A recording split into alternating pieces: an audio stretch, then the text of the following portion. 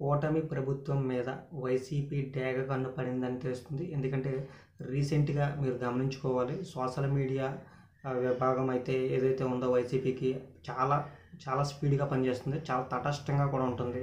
ఎందుకంటే రవాణా శాఖ మంత్రి ఆయన భార్య చేసిన హడావిడి హంగామా మనం చూసాం. అది చూసిన తర్వాత ఎంత త్వరగా సోషల్ మీడియాలో వైరల్ అయిందో అవన్నీ కూడా మీరు గమనించుకోవాలి. తక్కువ సమయంలో చాలా స్పీడ్‌గా వెళ్ళింది, స్ప్రెడ్ అయ్యింది.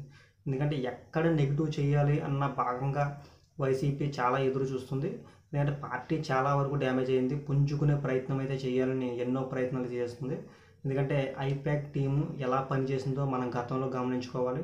దాన్ని బట్టి కూటమి ప్రభుత్వాన్ని టార్గెట్ చేస్తూ ఈ సోషల్ మీడియా విభాగం చాలా బాగా పనిచేస్తుంది. దాన్ని బట్టి ప్రతి ఒక్క ముఖ్య నేతలు గుర్తుపెట్టుకోవాలి. అలాగే ఎందుకంటే ప్రతి ఒక్కరు కూడా మంచి చేయాలని ముందుకు అడిగేయాలని ఇప్పుడే మొదలుపెట్టారు.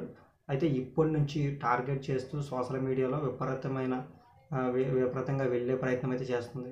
దీన్ని బట్టి మీరు అందరూ తటస్థంగా ఉండాలని మేము అందరం కూడా భావిస్తున్నాం. ఎందుకంటే చూసాం ఆ ప్రతి క్షణం ఏ రకంగా వ్యవహరించాలి, ఏ రకంగా చూడాలనేది అయితే వాళ్ళందరూ కూడా గమనించుకుంటున్నట్టు తెలుస్తుంది.